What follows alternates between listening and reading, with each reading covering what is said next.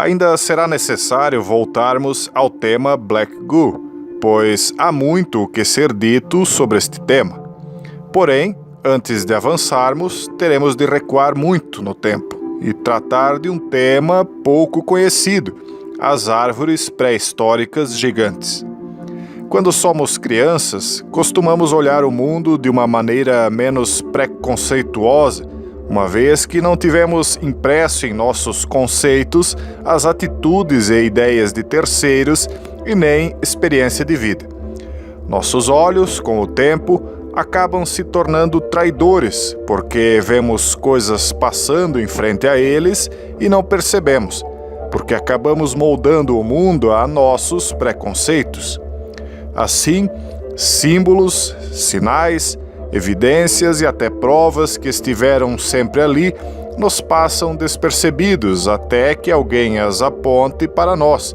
E então nosso queixo cai e pensamos: como eu posso não ter percebido isto antes?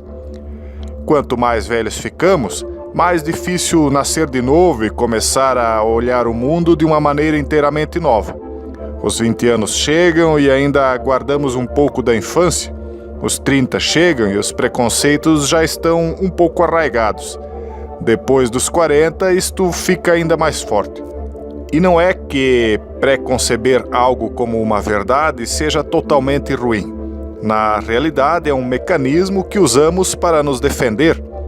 Por exemplo, se uma abelha nos deu uma ferroada dolorida na infância e não entendemos das multivariedades de abelhas, nosso conceito pré-concebido nos ensinará a não arriscar mais com nenhuma espécie de abelha. Embora existem outras espécies cujo ferrão não causa dor alguma. Bom, árvores antigas podem ser vistas como raridades e são consideradas e protegidas até como um monumento natural. Mas há algo aí que não nos é dito. Os biólogos soviéticos descobriram algo estranho.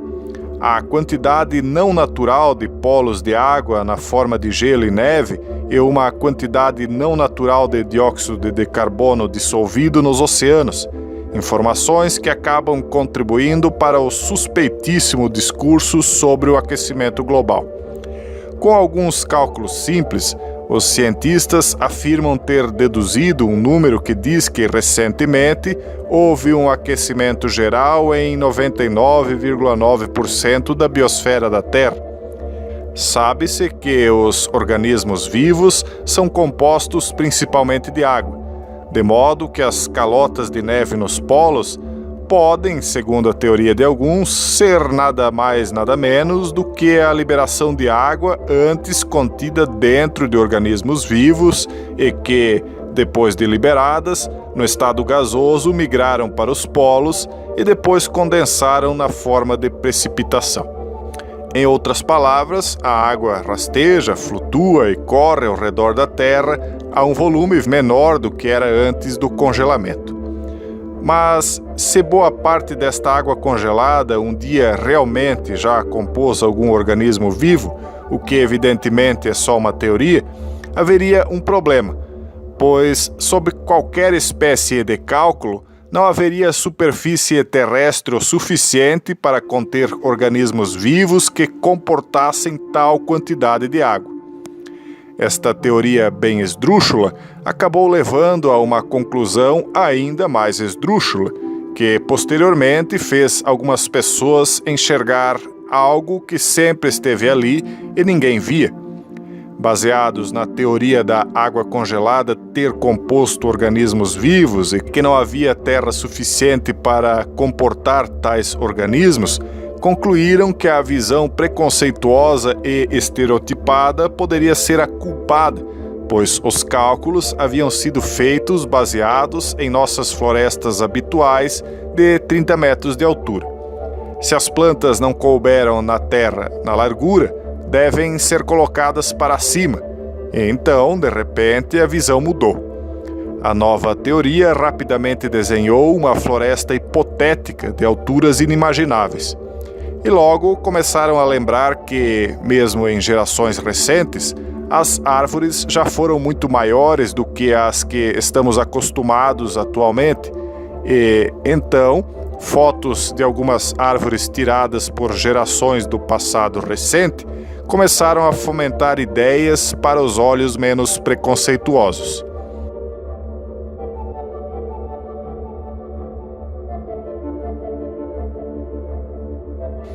As fotos nem sempre convencem a todos, ainda mais em tempos de Photoshop.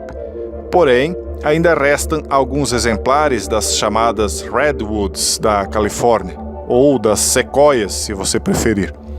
Mas e se você descobrisse que as gigantescas sequoias são apenas pequenos exemplares de algo gigantescamente maior existente no passado?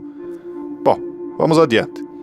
Imagine quantos anos você precisa para cultivar uma árvore ao ponto de chegar no tamanho de uma sequoia. Bom, com serras e machados, estes, para nós gigantes, foram ao chão em todo o mundo em pouco tempo. As proporções destas relativamente gigantes árvores, você pode notar nas fotos, obedeciam a uma regra. O diâmetro do tronco era aproximadamente 3 vezes maior que a altura dos lenhadores. Se você imaginar que o lenhador pudesse ter uma altura média de 1,75 m, ao multiplicar isto por 3, teria um diâmetro de base de 5,25 metros. Se multiplicasse este diâmetro por 20 vezes, teria uma árvore de 105 metros de altura. Para você ter senso das proporções, a construtora chinesa Guizhou Ludia criou a maior cachoeira artificial do mundo em um arranha-céu localizado na cidade de Guinjiang, capital da província de Guizhou, com a fantástica queda de 100 metros de altura. Olhe por um instante para este prédio e imagine que os últimos gigantes de madeira vistos por nossos antepassados recentes tinham este tamanho. Atualmente, você entra na floresta, cuja altura geralmente não ultrapassa os 30 metros habituais, e então poderia tentar comparar isto aos 100 metros. Estas florestas recentes já eram fabulosas com seus 100 metros, e foram carinhosamente descritas nos contos populares e em desenhos animados. Restam delas muitas imagens, e também uns poucos exemplares que foram até cercados para que ninguém os toque. Então, para resumir, a teoria das florestas gigantes do passado prova ter um pingo de lógica, já que nossa visão pode enxergar alguns de seus exemplares. Parece que este tópico poderia ser encerrado aqui e sem que eu lhe tivesse trazido grandes novidades. Mas, como você já aprendeu aqui comigo, nada do que eu pretendo lhe mostrar é tão simples e corriqueiro assim. Você já ouviu de mitos e lendas nos dizendo sobre a transformação de pessoas, animais e até plantas em pedra. Tomemos, pelo menos, o livro Legends of Crimea como um exemplo em que tudo converge para os paleontólogos de todo o mundo desenterrando fósseis de animais e plantas, não apenas na Crimeia, mas também em todo o mundo. Existem também muitos museus em todo o mundo que estão simplesmente sobrecarregados com plantas petrificadas, conchas, polvos, pedaços de dinossauros, etc. Por enquanto, eu creio não ter trazido novidade alguma, mas sempre é necessário uma introdução para que você vá encaixando as peças. Você deve lembrar que nossos temas aqui são as árvores. Sendo assim, onde estão as árvores petrificadas de antes do reinício da história? Onde foram parar? As sequoias da Califórnia não são apropriadas aqui, pois são baseadas em carbono e, portanto, não se enquadram na era do silício. Como eu sei? Bom, primeiro, elas são de madeira, podem ser cortadas e serradas normalmente. E depois, se você prestar bem atenção, verá que na base delas é possível ver o crescimento dos anéis, indicando a mudança das estações. Para quem não sabe, Toda árvore tem anéis concêntricos que podem indicar quantas estações a árvore já viveu. Assim, pelo número de anéis de uma árvore, é possível dizer com uma quase exatidão a idade que ela possui. Estamos citando as sequoias por serem as maiores árvores que se tem registro recente, mas elas ainda assim não se diferem muito quimicamente de uma árvore comum atual. Afinal, todas são compostas à base de carbono. Portanto, mesmo esses gigantes antigos na foto não estão relacionados ao silício ou às pedras. Mas, então, alguns observadores começaram a olhar de forma estranha para formações rochosas como as do chamado Grand Canyon. Começaram também a olhar com maior curiosidade para crateras antigas como a Encolo.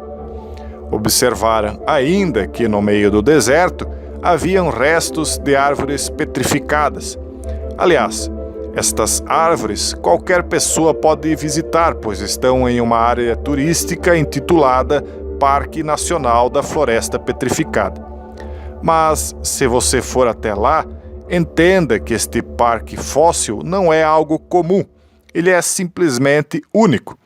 Se uma tartaruga e um sapo se transformaram em pedras, no caso em seixos cinza e brancos, estas árvores locais têm dentro de si pedras semi-preciosas. Elas, portanto, não são uma petrificação comum.